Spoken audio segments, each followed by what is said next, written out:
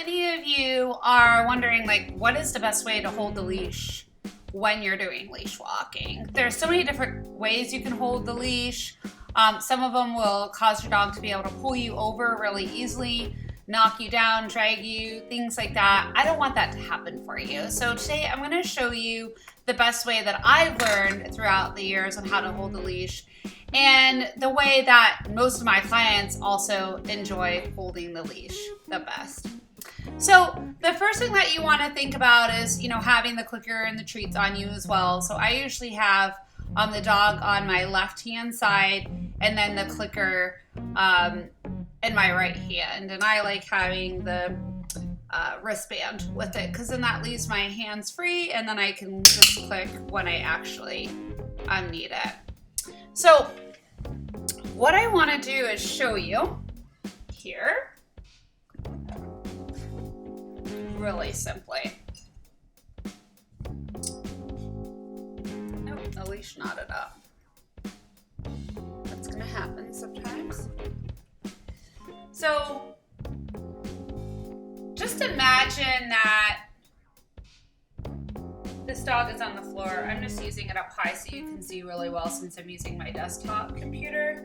So notice I have the treat bag and on my left. The dog is on my left. And then here's how I like to hold the leash the best. If I have a really strong puller and I'm worried about losing my dog, then I'll do a nice secure handle like that. So you see how I'm putting it right through between my thumb and my pointer finger. So I'll show you again. I'm putting my hand through like that. And then I got a pretty good secure handle on that leash. And then I can wrap it down again so that the leash isn't so long, because definitely a 6-foot leash is usually too much. 3 to 4 feet is usually plenty. And then I have my dog on my left side. I have this hand free to put on the leash again if I need to. So if my dog is pulling really hard, now I can use both of my hands to basically really ground myself and to be less likely to be pulled over. Now, a lot of people, what I'll see them do as well is when the dog pulls, their arm will go out, or they'll even do their arm starts going up.